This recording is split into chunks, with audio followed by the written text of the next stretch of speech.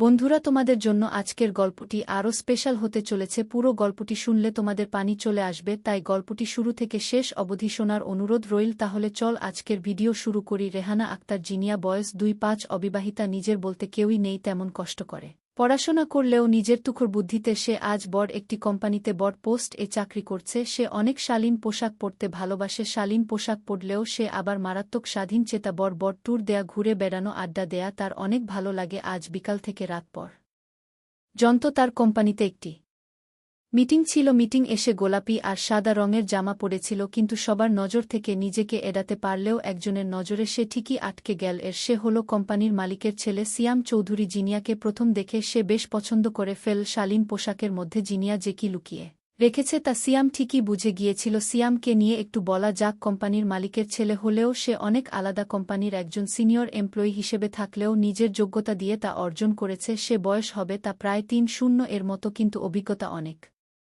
বেশি। তার দিব্য একটা হোটেল আর কোম্পানির পোস্ট একসাথে সফলভাবে সামলাচ্ছে। জিনিয়া অন্য এক এমপ্লয়ি এর টিম এ কাজ করত, তবে সিয়াম তাকে নিজের টিম এ নিয়ে নেয়। ফলে জিনিয়াকে খুলনা ছেড়ে ঢাকাতে চলে আসতে হয়। অবশ্য এতে জিনিয়ার তেমন প্রবলেম ছিল। নতুন জায়গা ও নতুন বসের সাথে অল্প সময়ে মানিয়ে নিল সে। নতুন অফিসে নিজের কাজের প্রশংসা ও প্রমোশনের গুঞ্জন শুনতে পেল সে। মনে মনে ঠিক করেই নীল এখন থেকে আরও বেশি কষ্ট করবে। সে সব ঠিকই ছিল, কিন্তু জিনিয়া সিয়ানের তেমন কাছে আসত না। অন্য 4-5 জন মেয়ের মতো জিনিয়াকে নিজের কাছে রাখতে সিয়াম ওর পোস্ট চেঞ্জ করে দিয়ে নিজের পার্সোনাল অ্যাসিস্ট্যান্ট বানিয়ে দিল। ফলে সারাক্ষণ জিনিয়া ওর কাছেই থাকত। জিনিয়ার ঘোড়া ঘুরি ভাল লাগত, এজন্য সে সিয়ামের সাথে সবসময় বাইরে বাইরে ডিলস গুলা করে বেড়াত। জিনিয়াম সিয়ামের সাথে মিশতে শুরু করে। কোম্পানি এর ডিল এর পাশাপাশি তারা প্রায় বাইরে বাইরে ঘুরতে যেত। এমন হাই প্রোফাইল ট্রিট জিনিয়ার মতো মেয়ের জন্য অবশ্যই কপাল ছিল। যাক, এবার মূল ঘটনায় আসা যাক। সিয়াম মনে মনে জিনিয়াকে কাছে চাইলেও তাকে খুব সেন্সিটিভলি হ্যান্ডেল করত। তো তারা একবার যশোর গেল। তাদের গাড়ি হাইওয়েতে খারাপ হয়ে গেল। আশেপাশে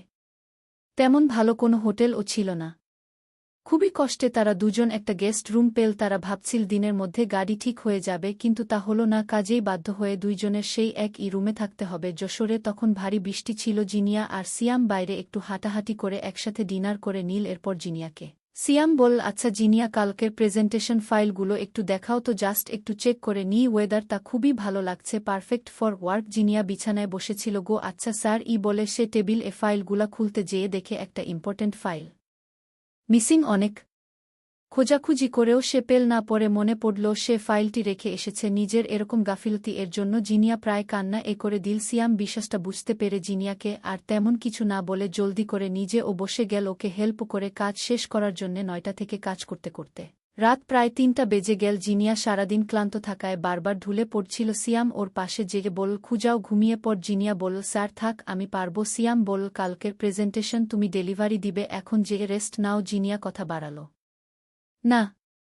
যেহেতু সে শালীন পোশাক পরে, তাই রুমের সব লাইট অফ করে জামা পরে ঘুমিয়ে পড়ল। সে ঘুমানোর আগে দেখল তার ভুলের জন্য তার বস রাত জেগে কাজ করছে। ভাবতে ভাবতে জিনিয়া ঘুমিয়ে পড়ল। তার ঘুম ভাঙল সকাল 8টায়। তাদের একটায় প্রেজেন্টেশন। ঘুম থেকে উঠে দেখে তার বস এখনও সেই একই জায়গাতে বসে কাজ করে যাচ্ছে। জিনিয়া একটু ধাক্কা খেল। নিজের উপরে রাগ হচ্ছিল। তার বসের পাশে যেয়ে দাঁড়াতে সিয়াম বলল, খুব গুড মর্নিং, যাও জলদি করে রেডি হয়ে নাও, আমাদের গাড়ি ঠিক হয়নি, বাস বা অন্য কোনোভাবে যেতে হবে। স্পটে জিনিয়া রেডি হয়ে নাস্তা করতে বসলেও তার বস তখন ও কাজে ব্যস্ত। কাজ শেষ করে না খেয়ে কোনো রমে রেডি হয়ে বের হয়ে গেল তারা দুইজনে। রাস্তায় ভারী বৃষ্টির জন্য কোনো বাস ছিল না, তাও একটা বাসে উঠে পড়ল তারা। জিনিয়াকে বসতে দিয়ে নিজে দাঁড়িয়ে থেকে পৌঁছালো তারা তাদের স্পটে। বস এর এমন আচরণে জিনিয়া মুগ্ধ হয়ে গেল। সিয়াম টায়ার্ড ছিল, আবার সারারাত না ঘুমানোর ফলে প্রেজেন্টেশন তেমন ভালো দিতে পারল না। তবে বায়াররা খুশি হল। সিয়াম যে দুর্বল ছিল তা জিনিয়া বারবার লক্ষ্য করছিল। যাক, প্রেজেন্টেশন শেষ করে তারা আবার সেই রুমে ফেরত আসলো। সিয়াম একটু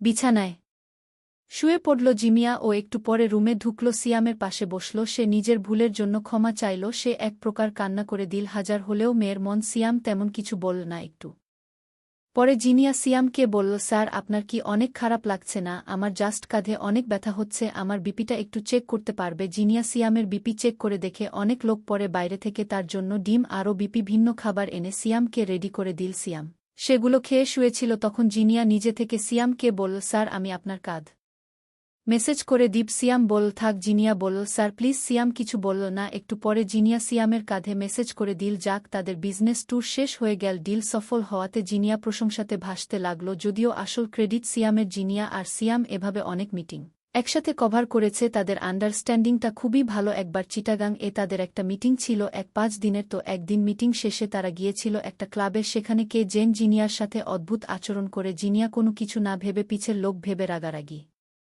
করল যা ছিল তার বস সিয়াম রেগে বের হয়ে আসে জিনিয়া ও নিজের রুমে যেয়ে উঠে আফসোস করতে থাকে কি করল সে সিয়াম তো কখনো এমন করবে না হাজার হাজার বার সে জিনিয়াকে একলা পেয়েছে কোনোদিন কিছু বলেনি তাহলে আজ ইবা এমন কেন করবে ক্লাবে এত বেশি ইভির ছিল যে অন্য কেউ অত হতে পারে সব ভুলে ক্ষমা চাইতে সে সিয়াম এর রুমের সামনে গেল দরজা নক করতে সিয়াম দরজা খুলে বলল খুকি হয়েছে জিনিয়া বল স্যার আই এম সরি আমার কথাটা একটু শুনেন সিয়াম বলল তা তো শুনব তবে তোমার রিসাইনের দিন বলে জিনিয়ার মুখের উপরে দরজা বন্ধ করে দিল সে জিনিয়ার কাছে চাকরিটি ছিল নিজের জীবন থেকে বেশি দরকারি এই চাকরি গেলে তাকে পথে বসতে হবে জিনিয়া দরজা তাকাতাকি শুরু করল এমনকি সিয়াম এর নাম ধরে চিল্লানো শুরু করে দিল প্রায় কিছুক্ষণ পরে সিয়াম দরজা খুল জিনিয়া জলদি করে সিয়াম এর রুমে ঢুকে গেল যাতে সিয়াম এর সাথে কথা বলতে পারে সিয়াম দরজা বন্ধ করে রুমে এসে জিনিয়াকে চলে যেতে জিনিয়া সিয়ামের কাছে বিভিন্নভাবে সরি বলতে লাগল সিয়াম কিছুক্ষণ চুপ থেকে বলল তোমাকে চাকরি বাঁচানোর একটা অপারেশন দিতে পারি জিনিয়া বলল কি সিয়াম বলল আমার অসন্তুষ্টিতে তোমার চাকরি যেহেতু চলে যাবে সো আমাকে তোমার খুশি রাখতে